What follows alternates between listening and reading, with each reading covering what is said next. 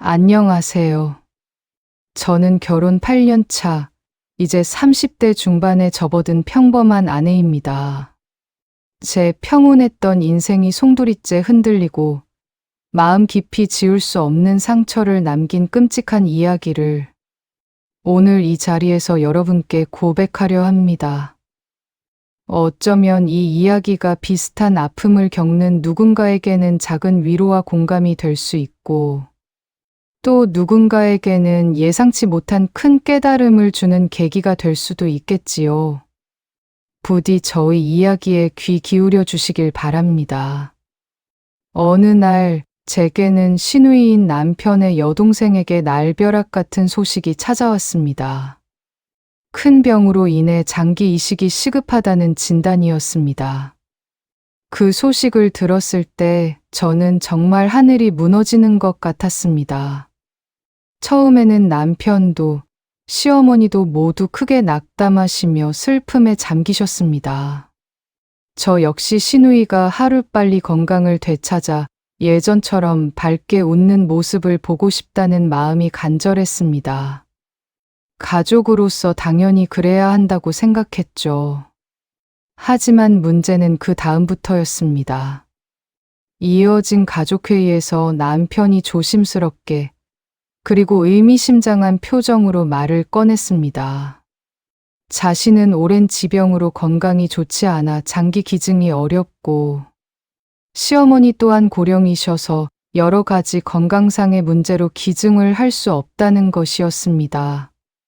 그러면서 저에게 마치 모든 희망이 저에게 달린 것처럼 애처로운 눈빛으로 간곡히 부탁했습니다. 여보, 당신이 그저 검사만이라도 받아주면 안 될까? 누나가 너무 힘들어해. 제발 검사만 받아줘. 그는 그저 검사만 해달라는 말에 불과하다며 저를 설득했습니다. 가족을 돕고 싶다는 순수하고도 절실한 마음이 컸던 저는 깊은 고민 끝에 결국 검사를 받기로 했습니다. 시누이를 위해 제가 할 수 있는 일이라면 무엇이든 해야 한다는 생각뿐이었습니다. 어쩌면 그들의 간절한 눈빛에 속았던 것일지도 모르겠습니다. 그런데 제가 검사를 받은 이후로 남편과 시어머니의 태도는 180도, 아니 360도 변해버렸습니다. 처음에는 고맙다고, 미안하다고 연신 말씀하시던 분들이 제가 기증을 망설이자 마치 이미 결정된 당연한 일인 양 동의서를 제게 내밀었습니다. 저의 두려움이나 망설임, 불안감은 전혀 중요하지 않은 듯 보였습니다. 그들에게 저는 이미 시누이를 살릴 수단에 불과했던 것 같습니다. 시어머니는 매일같이 저를 찾아와 강요와 압박을 일삼으셨습니다. 얘야, 가족인데 이 정도도 못해? 내까짓 게 뭐라고. 이렇게 망설이니? 정말 이기적인 것 아니니? 저는 정말 너무 충격이었습니다. 어떻게 가족이라는 이름으로 이런 말을 할 수 있을까요? 시어머니는 더 심한 말을 서슴지 않으셨습니다. 우리 착한 딸이 죽어가는데 내 몸뚱이가 그렇게도 아깝니? 응? 내 몸이 우리 딸 목숨보다 더 중요하다고 생각하는 거니? 내가 사람이니? 그 말에 저는 아무 말도 할 수 없었습니다. 목이 메어왔습니다. 하지만 시어머니의 압박은 여기서 그치지 않았습니다. 내가 끝까지 거절하면 너는 더 이상 우리 집 며느리가 아니야. 내 아들 옆에 있을 자격도 없어. 이 집에서 당장 나가. 저는 정말이지 숨이 턱 막히는 것 같았고 심장이 얼어붙는 것 같았습니다. 제가 8년 동안 쌓아온 결혼 생활이 한순간에 부정당하는 기분이었습니다. 남편 역시 마찬가지였습니다. 저의 절실한 두려움과 고통을 완전히 무시했습니다. 당신은 걱정할 필요 없어. 요즘 의학이 얼마나 발달했는데? 수술은 의사가 알아서 다 해줄 거야. 뭘 그렇게 겁을 내? 엄살 부리지 마. 남편의 말은 저에게 전혀 위로가 되지 않았습니다. 오히려 더 큰 절망감과 배신감을 안겨주었죠. 당신만 동의하면 우리 누나가 살 수 있어. 이대로 두면 누나가 죽을 수도 있다고. 누나를 살리는 일인데. 그깟 수술이 뭐가 그렇게 중요하다고 그래? 당신의 이기심 때문에 누나가 죽어도 괜찮다는 거야? 남편은 저의 희생을 당연하게 여기는 것을 넘어 저를 이기적인 사람으로 몰아붙였습니다. 끝까지 거절하면 우리도 끝이야. 당신과 나는 더 이상 함께할 수 없어. 당신 같은 사람과는 더 이상 살 수 없다고. 저는 남편에게 너무 무섭다고, 제발 이러지 말라고, 저 좀 살려달라고 울며 매달렸습니다. 하지만 남편은 오히려 저를 이기적인 아내라고, 가족을 생각할 줄 모르는 냉혈한이라고 비난했습니다. 저는 정말이지 세상에 홀로 고립된 기분이었습니다. 아무도 제 편이 없었고 기댈 곳조차 없었습니다. 시어머니는 한술 더 떠서 친척들에게 제가 먼저 시누이를 위해 장기 기증을 하겠다고 나섰다며 거짓말을 퍼뜨렸습니다. 그 바람에 저는 친척들의 기대와 압박 속에서 더욱 거절하기 힘들어졌습니다. 친척들은 저에게 아이고, 며느리밖에 없네. 정말 효부다, 복 받을 거야 라며 칭찬과 함께 알 수 없는 압박을 가했습니다. 마치 제가 기증을 거절하면 폐륜아가 되는 듯한 인간 이하의 취급을 받을 것 같은 분위기였습니다. 저는 정말이지 진퇴양난에 빠져버렸고 매일 밤 두려움에 잠 못 이루는 나날을 보냈습니다. 가족들의 끝없는 강요와 압박, 그리고 알 수 없는 소문에 시달리던 저는 마지막으로 병원 상담을 받았습니다. 혹시나 하는 마음에 남편도 함께 상담을 받기로 했죠. 저는 어쩌면 이 자리에서 남편이 저를 이해해주고 제 편에 서 줄지도 모른다는 한 가닥 희망을 품고 있었습니다. 하지만 그 상담 과정에서 저는 정말이지 또다시 망치로 뒤통수를 맞은 듯한 충격적인 사실을 듣게 되었습니다. 남편이 지금까지 단 한 번도 시누이를 위한 장기 적합성 검사조차 받지 않았다는 사실이었습니다. 남편은 그동안 저에게 자신이 검사 결과상 부적합하다고 말했습니다. 그래서 저에게 검사를 부탁했다고 했죠. 하지만 실제로는 건강상의 이유와 직장 업무를 핑계로 처음부터 검사를 피한 것이었습니다. 그는 단 한 번의 시도조차 하지 않았던 것입니다. 저는 그 자리에서 온몸에 피가 식는 듯한 냉랭함을 느꼈습니다. 분노와 배신감, 그리고 허탈감이 한꺼번에 밀려왔습니다. 어떻게 나에게 이럴 수 있을까? 제가 그 이유를 묻자 남편은 정말 뻔뻔하고 비겁하게 대답했습니다. 그의 입에서 나온 말은 저를 더욱 경악하게 만들었습니다. 나는 우리 집의 가장이잖아. 내가 혹시라도 아프면 이 집은 누가 책임져? 당신은 내가 돌봐주면 되는 거 아니야? 내가 가장의 역할을 해야만 이 가정이 유지될 수 있는 거라고.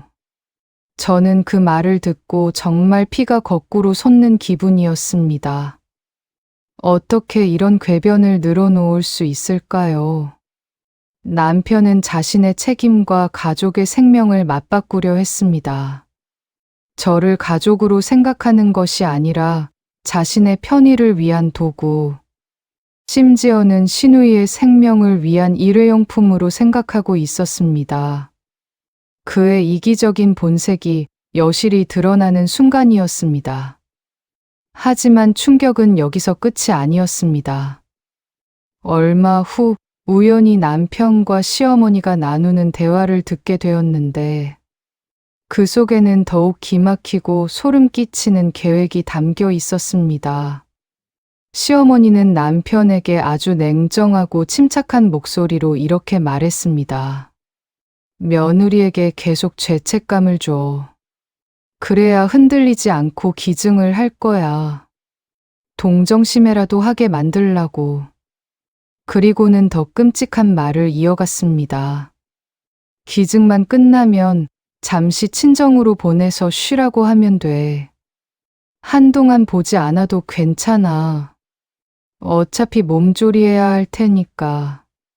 그들은 저를 그저 장기 이식이 끝나면 버려질 카드처럼 이용 가치가 다하면 한동안 눈앞에서 치워버릴 물건처럼 생각하고 있었습니다. 저는 그들의 대화를 들으면서 온몸에 소름이 돋았습니다. 남편은 시어머니의 말에 동조하며 더 소름 끼치는 말을 아무렇지도 않게 덧붙였습니다. 만약 몸이 약해져서 우리 아들 발목을 잡으면 그때 정리하면 되지. 그때는 누구도 뭐라고 못할 거야. 우리가 먼저 손 쓰는 거니까. 저는 그들의 대화를 듣는 내내 얼어붙었습니다.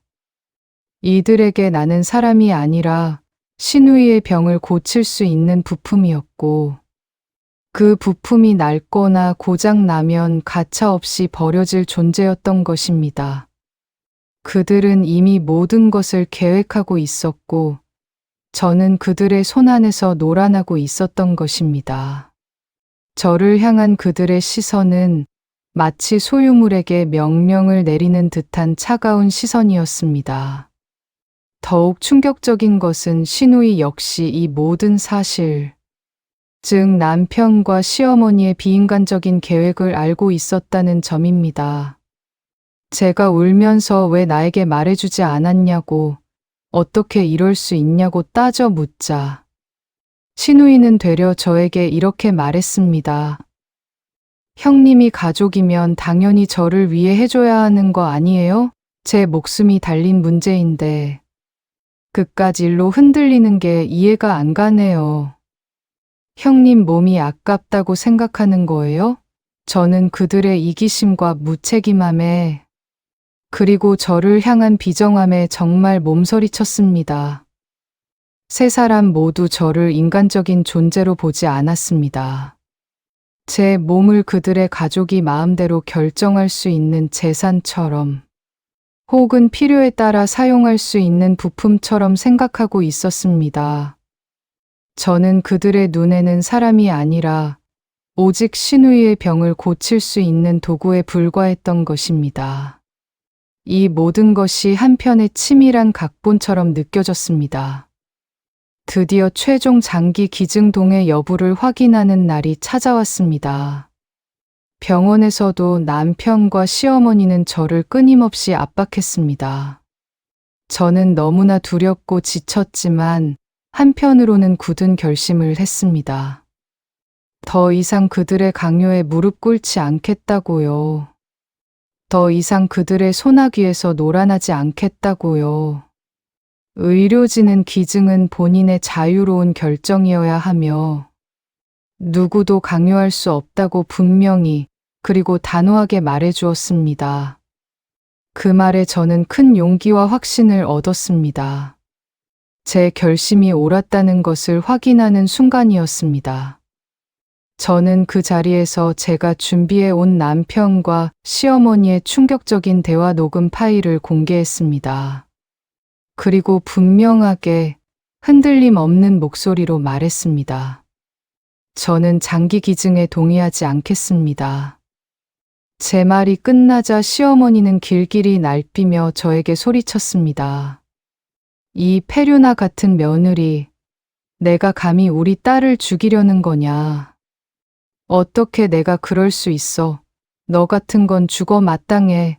저는 그들의 비난에도 흔들리지 않았습니다. 오히려 차분하고 단호하게 시어머니를 똑바로 마주보며 말했습니다. 어머니, 시누이의 치료가 중요한 것과 제 몸을 강제로 내놓으라고 강요하는 것은 전혀 다른 문제입니다. 그 두 가지는 별개의 사안이며 가족이라는 이름으로 희생을 강요할 권리는 누구에게도 없습니다. 저는 잠시 숨을 고르고 이어서 그들이 가장 듣기 싫어할 말을 내뱉었습니다. 정작 신우이의 친동생인 당신 아들은 저희 남편은 단 한 번의 검사조차 받지 않았습니다. 그런데 왜 저에게만, 이방인인 저에게만 일방적인 희생을 강요하십니까? 저희 몸은 당신들의 소유물이 아닙니다. 제 말에 시어머니는 할 말을 잃은 듯 했습니다. 남편은 얼굴이 새빨개진 채 고개를 들지 못했습니다. 저는 마지막으로 그들에게 분명히 선을 그었습니다. 제 몸은 시댁의 재산이 아닙니다. 더 이상 당신들이 필요할 때마다 꺼내 쓰는 부품은 더더욱 아닙니다. 저는 당신들의 소유물이 아닙니다. 저의 목소리는 병원 복도에 크게 울려 퍼졌습니다. 저의 말에 남편은 모든 것을 체념한 듯 그 자리에서 무릎을 꿇고 저에게 용서를 빌었습니다. 그는 눈물을 흘리며 자신도 겁이 나서 그랬다며 정말 미안하다고 한 번만 용서해달라고 애원했습니다. 저는 그런 남편을 차갑게 내려다보며 그의 눈을 똑바로 바라봤습니다. 그리고 단호한 목소리로 대답했습니다.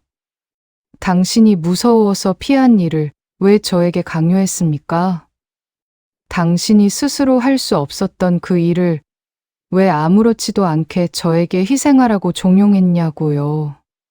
저는 그의 본질을 꿰뚫어 보듯 다시 말했습니다.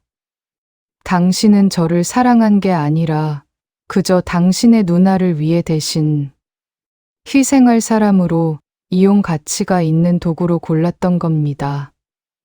당신에게 저는 진정한 가족이 아니었습니다. 저는 더 이상 망설이지 않았습니다. 제 몸을 당신들의 손에서 포기하지 않았듯. 이제 제 인생도 당신과 이 시댁을 위해 더 이상 포기하지 않겠습니다. 저는 저의 인생을 찾아 떠날 겁니다. 그날 이후 저는 남편과의 관계를 완전히 정리하고 그 비인간적인 시댁을 떠났습니다. 신우이의 치료는 의료진의 전문적인 판단과 본인의 정당한 치료 과정에 따라 계속 진행될 것입니다. 저희 거절 때문에 치료가 중단되거나 신우이의 생명이 위협받는 일은 없었음을 분명히 밝힙니다. 제 한 사람의 희생으로 모든 것이 해결될 것이라는 그들의 착각일 뿐이었습니다. 여러분이라면 정작 자신은 비겁하게 피하면서 아내에게 비인간적인 희생을 강요하고 심지어는 아내를 이용 가치에 따라 버릴 계획까지 세웠던 남편을 다시 용서하고 함께할 수 있겠습니까? 본 영상은 실제 사건이 아닌 일반적인 가족 갈등 상황을 극적으로 재구성한 허구적인 사연극입니다.